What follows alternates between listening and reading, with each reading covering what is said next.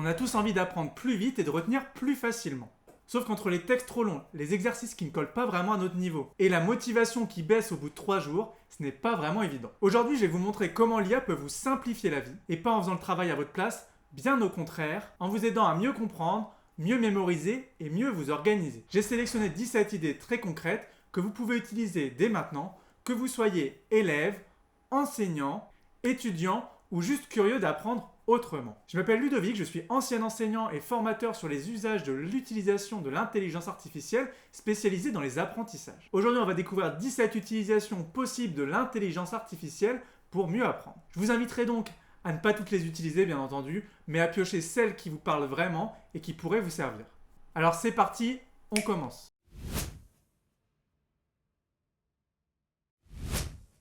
Quand on doit retenir une liste ou un ensemble d'informations, la mémorisation brute ne fonctionne pas forcément. En revanche, un moyen mémotechnique permet de mémoriser beaucoup plus d'informations. Et ça, l'IA peut en créer en quelques secondes et s'adapter à votre niveau. Donc on va utiliser ce prompt et tous les prompts de cette vidéo seront bien sûr disponibles juste en dessous dans la description. Donc quand j'ai mis des petits encarts comme ça, ou même sur le PDF, il sera en rouge, c'est les endroits qu'on va venir modifier. Hop, donc moi je vais lui demander, donc de trouver un moyen mémotechnique de mémoriser que pour créer des prompts IA, il faut le rôle, la tâche, le contexte, l'objectif et le ton. Donc on va générer. Et il va nous donner une réponse très courte normalement. Donc là, il nous a donné un moyen mémotechnique en quelques secondes. Donc raton timide, court, observé, tranquille. Donc c'est RTCOT, rôle, tâche, contexte, objectif, ton. Ça fonctionne pour tout et n'importe quoi. Au besoin, vous pouvez lui demander d'en générer un nouveau. On peut même la faire tenir sur une thématique précise. Là, robot tient, casque ou tombe. Donc après, on peut lui demander de rajouter les déterminants au besoin, etc., etc.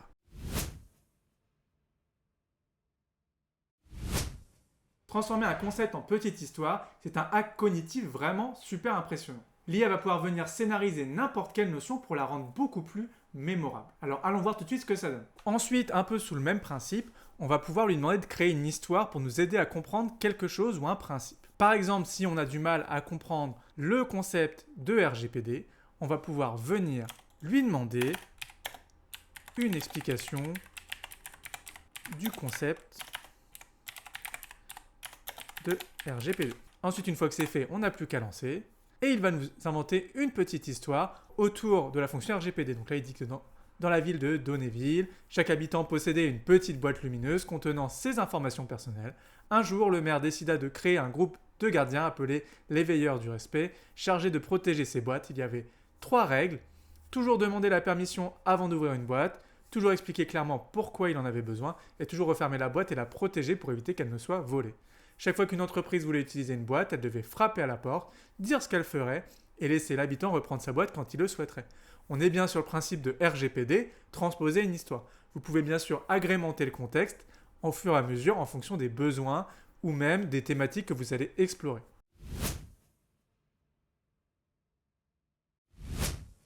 S'auto-évaluer, c'est essentiel. Et pour ça, l'IA peut générer automatiquement des quiz adaptés à votre niveau pour que vous puissiez vous entraîner. C'est parfait pour réviser avant un contrôle et repérer vos différents points faibles avant de vous lancer dans l'évaluation. Mais c'est également super intéressant pour entrer beaucoup plus en profondeur dans la nouvelle notion que vous voulez travailler. Donc un peu sous le même principe, on peut vérifier ses connaissances sous forme de quiz.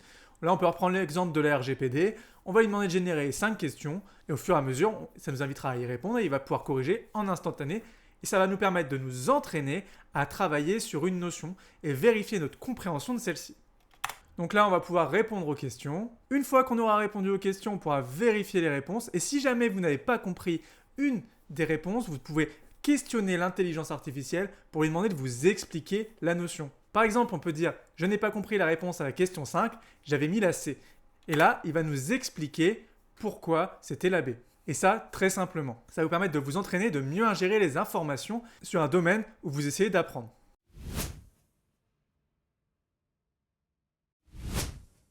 Quand un texte est trop long, ce n'est pas la quantité qui compte, mais c'est bien le contenu dans celui-ci.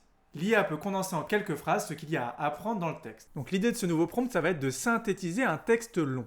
Donc là, j'ai un texte long que je vais pouvoir lui donner. Donc je l'ai copié-collé, il fait une certaine longueur, c'est sur le traitement de l'eau et l'idée, ça va être d'en obtenir une synthèse assez rapidement. Donc là, sous forme de 3 phrases maximum. On génère. Donc on se retrouve très rapidement avec un résumé simple de quelque chose d'assez long et d'assez complexe. ce qui peut nous permettre d'avoir une première grille de lecture avant d'approfondir la compréhension du texte. On peut même ensuite interroger l'intelligence artificielle pour mieux comprendre certains termes qu'elle a évoqués ou aller plus loin dans la compréhension en redécortiquant l'intégralité du document.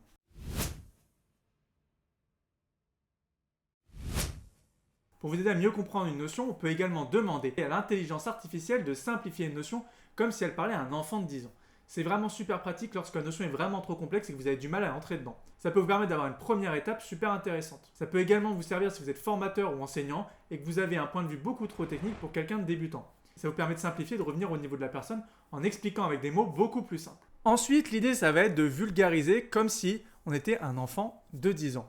Pourquoi ? Parce que c'est le meilleur moyen d'avoir une explication la plus simple possible pour quelque chose de très complexe.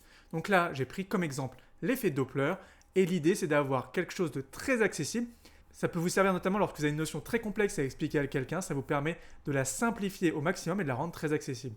Des fois, avec notre regard un peu technique, on a du mal à simplifier les choses et là, c'est justement l'occasion de le faire. Donc là, on se retrouve d'abord avec une explication du phénomène pour qu'on se rende compte de sa manifestation dans le réel. Ensuite, on a une explication scientifique très simple. Et enfin, on réitère avec un autre exemple dans la même idée. C'est vraiment super utile quand vous construisez un cours et que la notion est parfois technique et difficile à accrocher.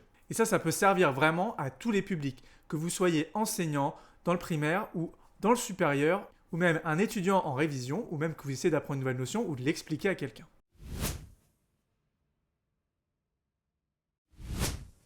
Ensuite, quand vous faites des cours ou que vous formez des élèves, il est souvent très intéressant de formuler des analogies. Elles permettent de rendre l'abstrait concret. Demandez à l'IA de faire une comparaison avec le quotidien, ça va permettre de rendre la notion beaucoup plus concrète et beaucoup plus facile à comprendre et à mémoriser. Donc, l'idée va être de s'approcher de l'exemple d'avant, mais cette fois on va répondre par une analogie.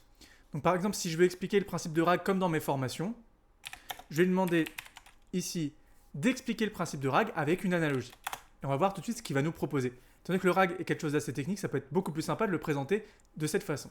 Donc il nous dit que le système de RAG, c'est comme avoir un assistant dans une maison qui est pleine de tiroirs. Et quand vous lui posez une question, l'assistant ne répond pas de tête. Il va commencer par fouiller rapidement les bons tiroirs pour trouver les documents utiles et ensuite il va les lire et construire une réponse claire à partir de ce qu'il a trouvé. Ainsi, on est sûr que l'information vient du bon tiroir et que ce n'est pas une invention. En effet, l'analogie résume bien le principe de RAG et c'est vraiment super intéressant lorsque vous avez des notions un peu compliquées à expliquer. Bien sûr, si c'est vous qui faites les présentations, je vous invite toujours à étoffer avec vos propres exemples et vos propres explications, mais ça vous fait vraiment une base super intéressante, d'autant que si vous n'êtes pas satisfait par l'analogie, vous avez juste à en demander un autre ou préciser le thème de l'analogie que vous voulez, et il va vous le faire très rapidement.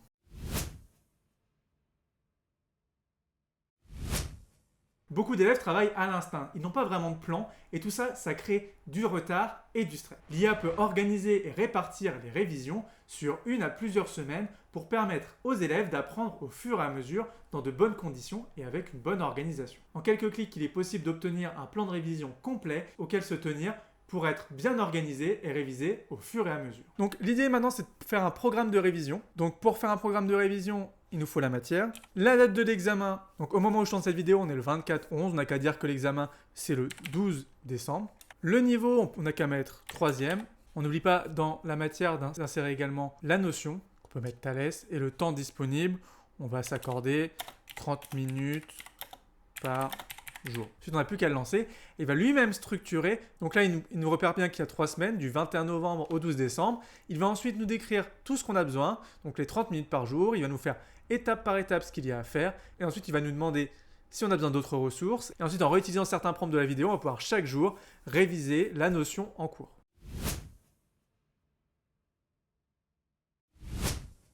Vous pouvez utiliser l'IA comme correcteur instantané qui vous donne retour, amélioration et points forts. Et ça, c'est un levier énorme qui peut vous permettre de progresser plus rapidement en autonomie. Ensuite, l'IA peut servir à corriger vos productions. Donc là, j'ai inclus une production. Ça peut être une production orale ou une production écrite. Cette fois, j'ai pris la transcription d'une production orale. Donc pour ça, vous avez juste à mettre un dictaphone et vous pouvez ensuite en retirer le texte. J'ai mis la transcription ici, j'ai utilisé tout mon prompt. Et en fait, l'idée, ça va pas juste être de corriger, mais plutôt de nous donner des axes d'amélioration, de trouver les points forts de ce qu'on avait mis et également proposer une réécriture. L'idée n'est pas juste de corriger, mais c'est bien que l'IA nous aide à nous améliorer. Donc là, elle va signaler les points forts, elle va nous suggérer quelques axes d'amélioration. On voit bien des structures qui ne vont pas, préciser certaines dates et il nous propose aussi une version améliorée.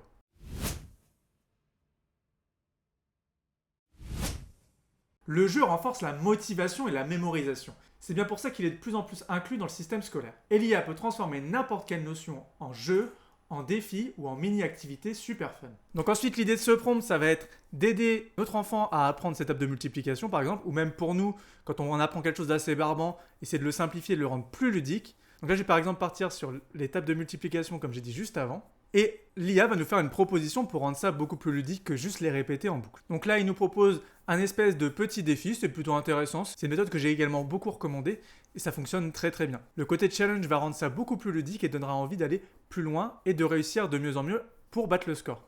Donc c'est une bonne suggestion. On peut pourquoi pas lui demander une autre idée, étant donné que celle-ci est un peu convenue. Donc là, il nous fait travailler à l'inverse avec un système de cours, c'est également super intéressant. Il y a des applis en ligne qui le font super bien, donc vraiment on a des idées intéressantes et ludiques pour apprendre de nouvelles notions.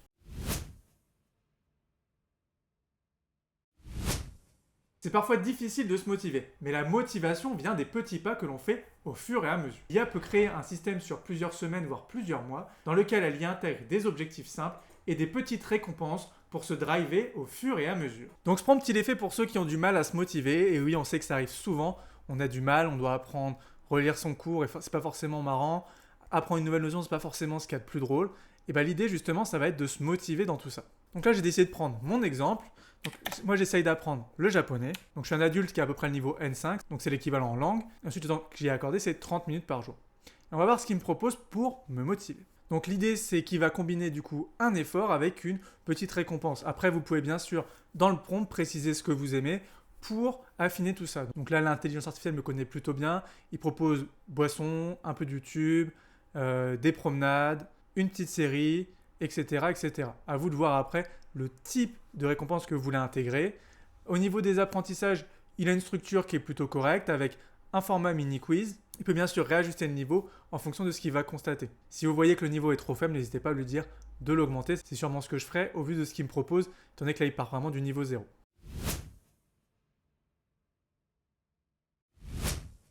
Mais parfois, pour certains, c'est un manque de confiance qui pose problème. Et un récit qui redonne de la confiance, ça peut être quelque chose de très intéressant, notamment pour des élèves en difficulté. L'IA peut générer des histoires motivantes qui valorisent la persévérance et l'effort. Ça peut être un déclencheur super intéressant pour régénérer de la motivation et vous relancer ou relancer des élèves ou des apprenants. Donc l'idée, c'est de proposer à des élèves en difficulté des histoires inspirantes pour les remotiver.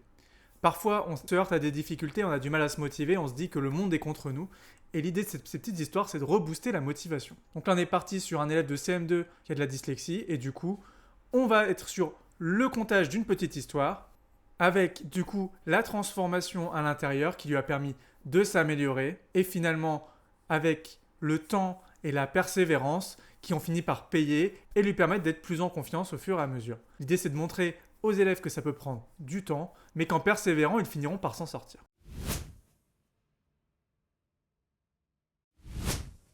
À quoi ça sert? C'est une question que les profs de maths entendent tout le temps. Et pour répondre à cette question, on cherche des usages concrets dans la vie réelle. Et il y en a énormément pour le primaire et le secondaire, donc pourquoi ne pas les utiliser pour aider vos élèves et les motiver dans l'apprentissage? Et pour ça, l'IA le fait très bien, elle va pouvoir ancrer une notion directement dans la vie réelle. Donc c'est que parfois les élèves qui sont en difficulté en maths ont surtout du mal à voir à quoi sert la notion qu'ils sont en train de voir. L'idée de ce prompt justement, c'est de proposer à l'élève des explications concrètes de à quoi vont servir les mathématiques dans la vie réelle. Ici, je suis parti du principe qu'on allait utiliser le théorème de Pythagore et demander à l'intelligence artificielle de nous expliquer dans la vie à quoi ça peut servir concrètement. Donc là, il nous donne l'exemple de l'installation d'une rampe sur un camion pour savoir si la rampe est utilisable pour celui-ci et surtout savoir si l'angle ne sera pas trop raide. Ensuite, comme pour les autres prompts, si vous n'êtes pas convaincu par cette explication, il vous suffit d'en demander une autre et ça va très très vite une fois que le prompt est installé.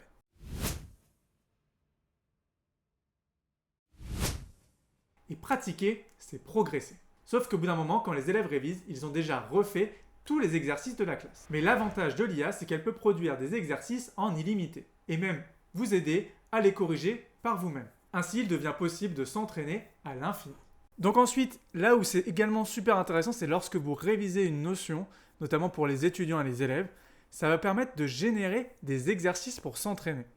Et donc là, c'est vraiment super intéressant parce que ça va pouvoir en générer autant que vous voulez et derrière vous pourrez même les faire corriger. Si vous faites des maths, je vous conseille pas forcément d'utiliser ChatGPT, c'est pas le plus performant. Gemini ou Claude sera beaucoup plus efficace. Voilà, je suis parti sur l'exemple d'exercice de mathématiques sur les équations du second degré. Il me donne l'équation, je vais pouvoir la réaliser et ensuite j'aurai au besoin la correction détaillée pour comprendre où je me suis trompé. L'idée, bien sûr, c'est pas de tricher, c'est vraiment de les faire au fur et à mesure, de vérifier la correction, d'essayer de comprendre à chaque fois pourquoi on s'est trompé ou non. Je vous conseille d'utiliser ChatGPT par contre pour les matières plus littéraires, français, histoire ou philosophie, là où je vous conseille plutôt d'utiliser Claude ou Gemini pour les matières plus axées mathématiques et sciences. Comprendre un phénomène en le réalisant soi-même, ça peut permettre d'ancrer un savoir sur des années. Je suis sûr que vous vous rappelez tous d'une expérience scientifique que vous avez réalisée en classe. Et ça permet une très bonne mémorisation. L'IA peut proposer des expériences en lien avec la notion que vous souhaitez travailler et le matériel disponible chez vous. Donc là, exemple typique, vous faites réviser votre enfant, ou alors vous voulez expliquer une notion en classe, ou vous-même la comprendre. Donc là, par exemple, j'ai pris la notion de pression, et l'idée, ça va être de pouvoir avoir une expérience facilement reproductible avec peu de matériel pour expliquer le principe de pression. On va voir ce qu'il nous propose tout de suite. Donc là, il nous propose l'expérience du verre d'eau retourné qui ne se renverse pas, qui est une expérience très intéressante et qui peut en effet expliquer le principe de pression. Si vous n'êtes pas convaincu ou vous n'avez pas le matériel, n'hésitez pas à lui préciser, il réajustera ou vous proposera une autre expérience. Donc on a tout ce qu'il faut, le matériel, les étapes pour appliquer l'expérience, mais également l'explication scientifique qui va venir justifier le principe de pression. C'est vraiment super complet, ça permet en quelques secondes de générer des expériences scientifiques en adéquation avec la notion que vous souhaitez comprendre ou expliquer.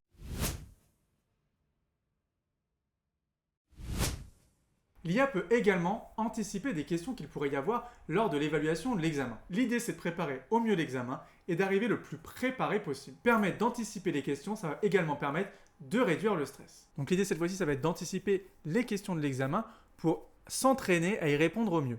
Donc là, par exemple, je suis parti sur la Seconde Guerre mondiale en CM2. L'idée, du coup, va être de produire plusieurs questions en adéquation avec tout ça, et de s'entraîner à réviser en ciblant les questions probables. Ainsi, ça permet de mieux comprendre et de remoduler son cours dans un autre sens en allant directement à l'essentiel. Bien sûr, les questions générées par l'IA ne seront pas forcément celles de l'évaluation, mais ça a vraiment une opportunité intéressante d'apprendre autrement au travers des questions qui pourraient être posées et de recentrer les objectifs sans se disperser.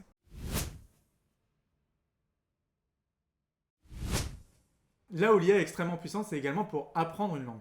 Étant donné qu'elle est multilingue, elle va facilement pouvoir être un excellent tuteur de langue. L'IA va pouvoir créer des dialogues contextualisés, mais également échanger avec vous. En échangeant et en pratiquant à l'oral, c'est là que vous allez progresser le plus rapidement. Ensuite, une fonction extrêmement intéressante, c'est pour pratiquer une langue. Donc vous pouvez le faire soit à l'écrit, soit directement avec le mode vocal qui est hyper intéressant. La plus grande difficulté lorsque vous apprenez une langue seule, c'est de pouvoir la parler. En effet, vous pouvez toujours l'écrire, échanger très facilement avec des personnes sur des applis comme Tandem, mais vous allez très vite vous retrouver bloqué pour apprendre à parler à l'oral. Donc l'idée, ça va être d'utiliser l'intelligence artificielle pour avoir des discussions et du coup pouvoir s'entraîner.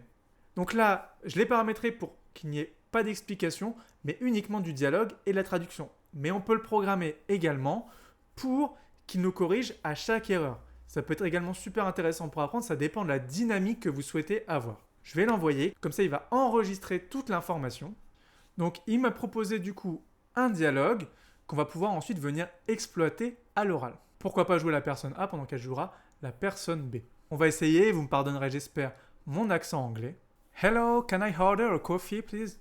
Absolutely. I'll keep let approach factorial come demanded, and I'll simply go straight to the point. Do you want a coffee hot or glazed? I want a hot coffee please. Yeah, note. Je replace the dashes by points come demanded, and I remain straight to the point. A coffee hot? Fair enough.